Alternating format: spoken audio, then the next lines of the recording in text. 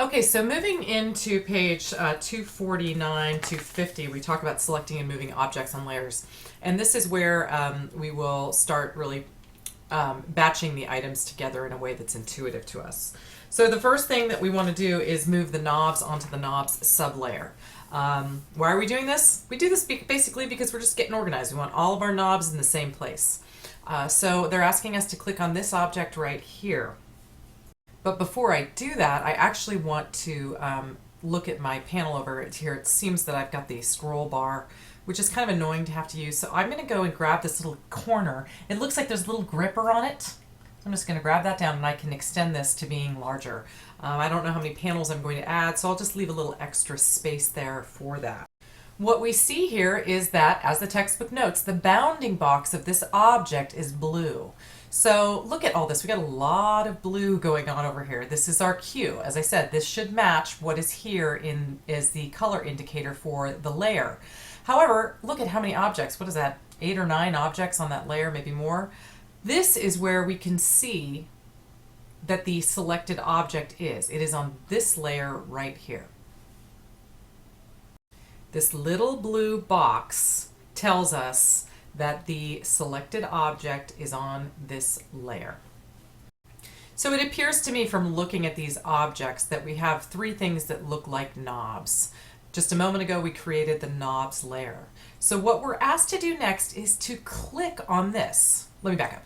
In order to collect all of these similar content together on that layer, what we have to do is move it to that layer. So in order to do that, what I need to do is click and drag, and you notice as I'm dragging, the little clenched fist comes up, and I want to drag on top of the knobs layer, not in between where you see this line, but on top of the knobs layer. Boom. Okay, now I don't know if you realize what happened, but we just added this little triangle indicator showing that there's something underneath it. Okay, so I'm going to undo that. I'm going to hit Command Z to undo that step, and I'm going to repeat it. I'm going to go to the content selected layer, click on it to drag, click and drag up to the knobs layer, and watch carefully as that triangle appears. We have just added a sublayer to the knobs layer. Now that was one layer that we dragged, but what if you have a whole bunch that you'd like to drag?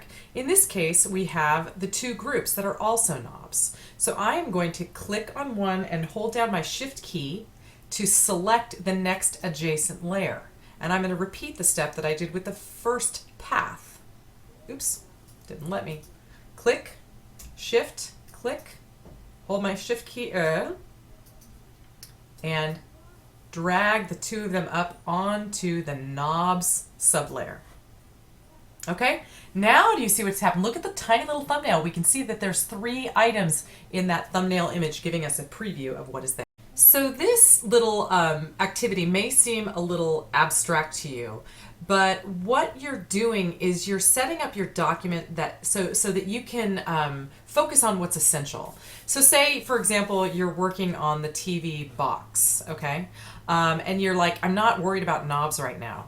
What you can do, because of what we've just done, is rather than seeing all of those on the same layer, you can compress it and hide it. It's sort of like take it off the counter because you're not cooking with it at the time in the kitchen, right? After you've put the eggs in the cookie batter, you don't need the eggs anymore, put them back in the fridge. That's kind of what we're doing in layers, is we're creating a very clean working environment that's very intuitive.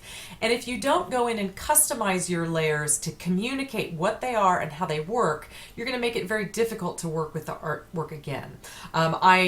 In creating the MJC catalog in years past, I have ended up with styles and styles and styles and layers and what have you, and it can be very unwieldy if I don't create a naming system for my objects that's intuitive and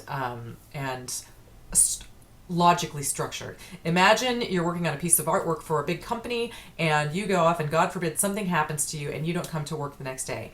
Can someone walk into your piece of artwork and understand what you were doing with it? Can they navigate around your object easily? There's a little bit of being OCD that goes into setting up these panels, but trust me, you're going to really like it once you get used to it. I know at this time you're focused on mastering some of the tools like the pen tools, and I think that's a good level of prioritization. But I think what's important is that you have an understanding of the layers panel and how they work, so that as you become much more proficient in being a computer graphics artist using Illustrator, that you're going to know what these panels do.